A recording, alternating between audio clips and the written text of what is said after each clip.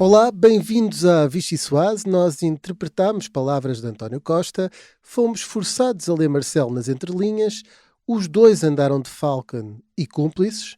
Podíamos, portanto, estar em 2023. Mas estamos em Estrasburgo. E isso tudo aconteceu na sessão plenária onde se comemoraram os 40 anos da adesão de Portugal e Espanha. Se tudo isto parece distópico, ainda temos, imagine-se, António Costa a apoiar António José Seguro. Mas desculpe, qual é a pressa? Qual é a pressa? Votei e voltarei a votar na segunda volta. As circunstâncias permitiram que o candidato em que votei na primeira volta esteja também na segunda volta.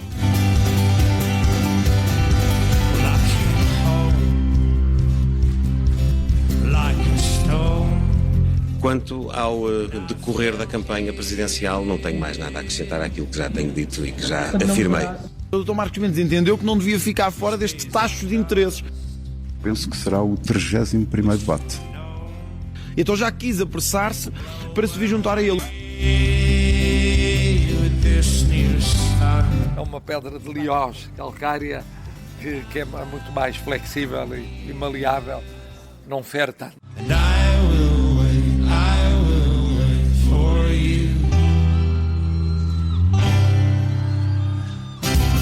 O que é que acha? Acha que eu voto em quem?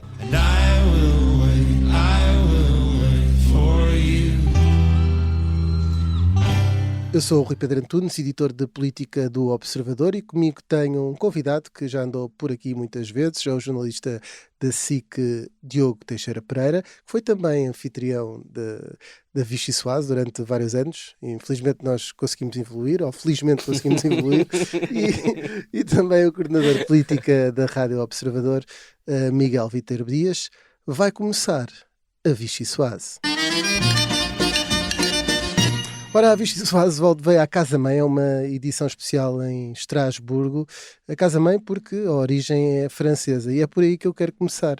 Diogo, vou lançar-te uma Vichy Soase, não só pela circunstância de estarmos na Europa, mas estarmos em França, mas também porque, digamos que queria-te encaminhar para o original. Portanto, o grande autor da Vichy Soase que fez um discurso numa cerimónia no Parlamento Europeu. Antes de mais, queria pedir desculpa porque a Vichy Soase está a regredir. Assumiste um erro e mesmo assim quiseste voltar a cometê-lo. Eu lamento isso e peço já aos nossos ouvintes desculpas antecipadamente, porque se alguma coisa correr mal, a culpa é do Rui Pedro Antunes, foi ele que teve esta brilhante ideia.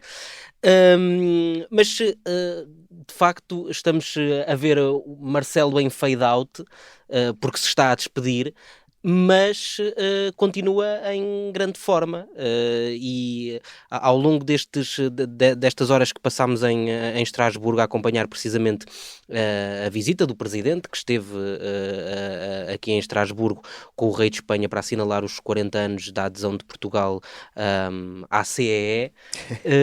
Um saudosista.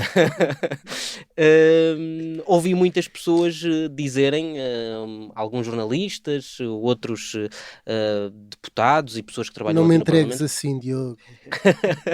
Não estou a dizer que foste tu, mas ouvi muitas pessoas dizerem que vamos ter saudades do Presidente da República. Fui eu.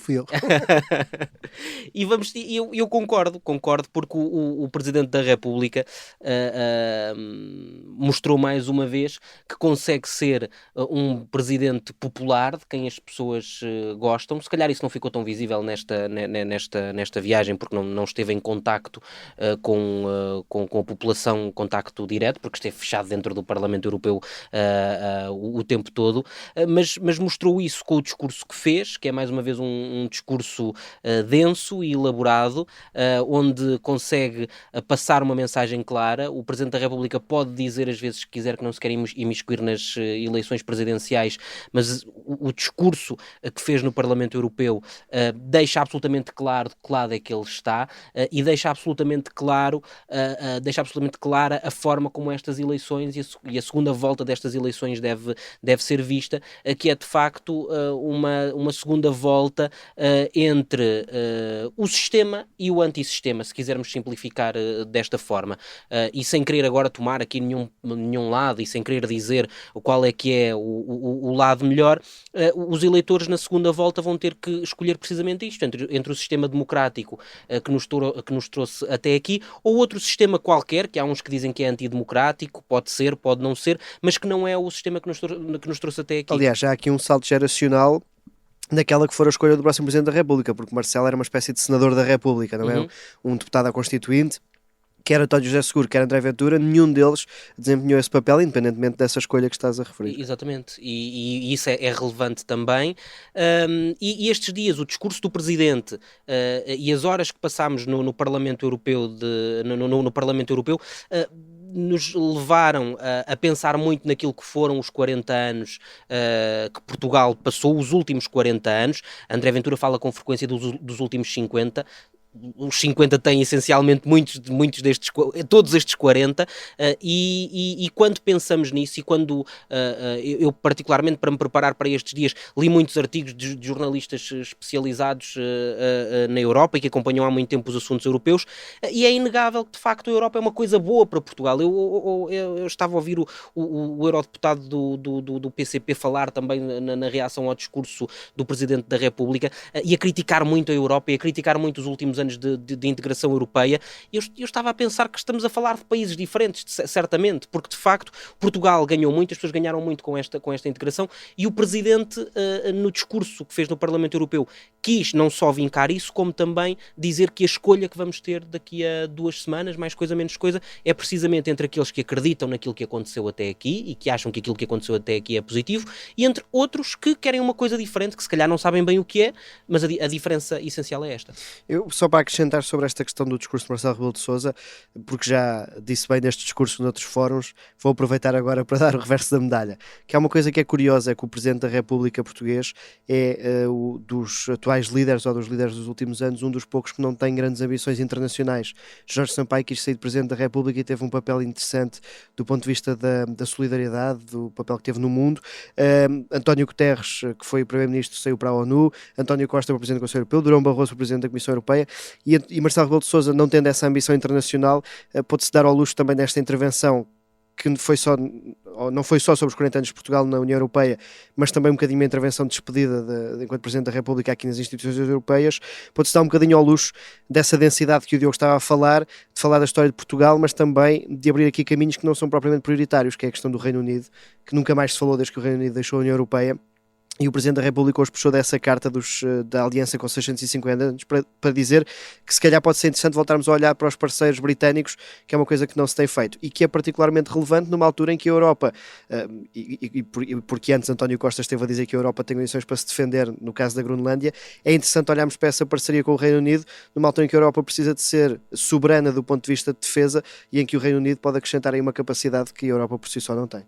Miguel, é curioso isso que estás a dizer, porque de facto Marcelo também disse a certa altura no discurso que temos que ter mais Reino Unido junto da União Europeia, e de facto em matéria de defesa é fundamental essa aproximação do Reino Unido, porque se o Reino Unido ficar com o aliado de sempre dos Estados, que são os Estados Unidos, isso cria grandes problemas para a Europa e portanto a chamar o Reino Unido para a Europa e para a defesa comum europeia, e a lembrar aí com as típicas lições de história que são as nuances de Marcelo, que estava ao lado do rei de Espanha numa cerimónia muito simpática, e a lembrar que foi muitas vezes essa aliança histórica com os britânicos que impediu que Espanha conquistasse este pedaço de terreno, que os franceses nas invasões conseguissem eventualmente tomar o poder como tomaram, e a cor teve que ser mudada para o Brasil, algo também que Marcelo também referiu, e portanto há nem todas essas nuances, e uma coisa que eu nem sabia, mas que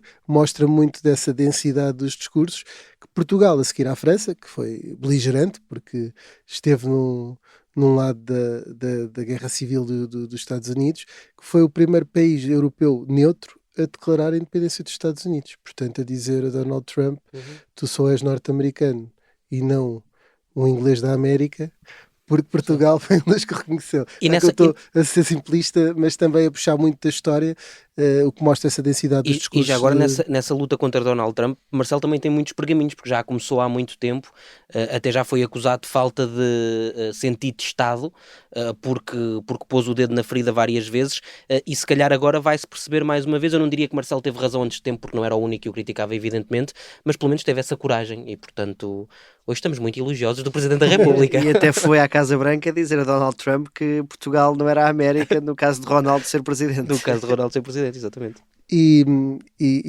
nessa altura até aplicou uma tática do Aikido, arte marcial que Marcelo Rebelo de Sousa Não estou preparado para isto. praticou durante muito tempo, e inclusivamente foi filmado pela RTP a praticar essa arte marcial, que aproveita a força do adversário para deitá-lo abaixo. Então, quando Marcelo Rebelo de Sousa foi, ainda no mandato que começou em 2016, visitar Donald Trump à Casa Branca, Trump tentou puxá-lo para dar-lhe aquele esticão de braço, e Marcelo aproveitou a força de Trump e só se vê nas imagens Trump a levar um esticão de Marcelo Rebelo de Sousa. Por tudo isso temos saudades. Até essa é uma conquista de Marcelo, vai conseguir terminar o mandato sem ficar com o braço de ninguém na mão. Exatamente. Eu propunha que avançássemos para uma segunda sopa. É uma sopa melancia, que se costuma chamar às vezes alguém que é de um clube de futebol, mas por dentro é de outro, de certa forma, e portanto a forma como está a decorrer a segunda volta das presidenciais pode levar aqui a equívocos, a definições. Qual é que é a tua sopa melancia? Até já temos esta coisa curiosa que eu dizia na introdução do programa, que António Costa a apoiar sem dizer que apoia António José Seguro. Uhum. É porque se calhar não considera que o resultado da primeira volta foi pouquinho. Se calhar desta vez não considera. E desta vez não tem razões para considerar. Eu já ouvi uma graça, uma piada, que acho que é bom contá-la aqui, que é: daqui a 5 anos António Costa prepara-se para se candidatar à presidência da República, para ficar com o lugar que evidentemente será de António José Seguro, e se calhar ganha, e isso tinha muita graça. Eu, por acaso, acho que eu pagava para ver isso. Num House of Cards à portuguesa. Exatamente. Bom, eu acho que agora nesta fase está a acontecer. Acho que há um risco nesta segunda volta das eleições presidenciais. Eu compreendo a posição de Luís Montenegro, no caso que está a evitar declarar apoio a um dos candidatos. Percebo porque é que ele o faz. Honestamente, acho que é errado fazê-lo. Eu sei qual é que é o argumento. Luís Montenegro vai precisar muito do Chega no Parlamento daqui para a frente, mas vocês, e pergunto isto genuinamente, vocês acham que se a segunda volta fosse entre André Ventura e João Coutinho de Figueiredo, o primeiro-ministro mantinha-se neutral na mesma? Quer dizer, teoricamente poderia ser mais fácil para Luís Montenegro tomar uma posição. Porque aí são dois membros de uma área política e há claramente um superior. Que agrada mais a Luís Montenegro. Mas continuava a ser o Chega quem lhe podia causar verdadeiros problemas no Parlamento. E portanto, nesse caso em particular, essa situação essa questão provavelmente não se colocaria, até porque o PSD está coligado com a Iniciativa Liberal numa série de câmaras e, portanto, seria mais natural isso acontecer. E eu acho que aquilo que vai acontecer a Montenegro é, se André Ventura... Há dois problemas essenciais. O primeiro é eleitores de direita que nunca votaram no Chega e que nesta segunda volta vão votar no Chega pela primeira vez. Vão votar em André Ventura pela primeira vez. E nestas coisas eu acho que só custa a primeira vez. Portanto, quando houver eleições legislativas uma segunda vez, vai custar menos se houver essa necessidade. E aí Montenegro pode ter problemas. E, em segundo lugar, mesmo que Montenegro, num ato de loucura, decidisse apoiar André Ventura nesta segunda volta de forma clara, no dia em que André Ventura tivesse uma votação mais expressiva do que aquela que Montenegro teve nas últimas legislativas, quer seja em número de votos ou numa percentagem, isso passará a ser evidentemente um problema para Luís Montenegro. Aquilo que ficou evidente nestas presidenciais, uma das leituras que pode ser feita, eu acho que isto não é líquido, e posso já dizer rapidamente também porquê, mas uma das leituras é Luís Montenegro nestas eleições ficou em terceiro lugar no que diz respeito à liderança da direita. Em primeiro lugar ficou André Ventura, que ficou em segundo lugar nas presidenciais, em segundo lugar Coutinho Figueiredo, e Montenegro, a candidatura que Montenegro apoiou, ficou em terceiro lugar. Portanto, isso pode ser um problema maior para Montenegro daqui para a frente. portanto, quer apoie Ventura, quer o trate melhor ou quer o trate pior, no dia em que Ventura tiver uma votação mais expressiva do que Montenegro, ele vai usar isso contra o Primeiro-Ministro. E, portanto, Montenegro não tem boas saídas para este caso. Sim, para já esse é o colete de salva-vidas de Montenegro, que é o facto de André Ventura ainda não ter tido mais votos do que o Primeiro-Ministro teve nas últimas legislativas, o que pode acontecer nesta segunda volta das presidenciais. A questão não é tanto não é só quem é o vencedor, mas é também a margem com que esse vencedor ganhará. No caso de André Ventura, mesmo que perca, e que parece ser o cenário mais provável, tendo em conta as sondagens que foram feitas na primeira volta, mesmo que perca se tiver uma grande votação ou se ficar quase Soares Freitas do Amaral, aí os calos de Luís Montenegro ficam muito mais apertados ganha 35% do que agora. Votos. Exatamente, sim, para conseguir que atingir é mais do que a AD teve nas líquido eleições legislativas de votos. Agora, essa é também uma das grandes dúvidas, e há essa questão que é, ao não ir a jogo nesta segunda volta, como é que Luís Montenegro vai lidar com o facto de ter alguém que durante 3 semanas se vai andar a arrogar como líder da direita? Acho que essa será a grande questão. Só antes de terminar, Rui, deixa-me só relembrar uma das referências mais icónicas à melancia, que foi feita por José Sócrates, e tem que se lhe dar mérito no que tem, que foi quando se referiu ao Partido Ecologista aos Verdes como o Partido de Melancia, verde por fora, mas vermelho por dentro. Fica esta referência, o watermelon. Quando eu sei só, tu também dá notas históricas. E é assim, em modo de melancia, que nós terminamos. Neste caso, uma melancia é sempre conhecida porque dá para ser comida por muita gente. E nós partilhamos a mesa da Vichy Soase de novo com o Diogo Teixeira Pereira, que já foi também co-host deste programa. Muito obrigado pelo convite. E voltamos já a seguir na segunda parte. O Diogo vai para outras paragens com o convidado Sebastião Bocalho.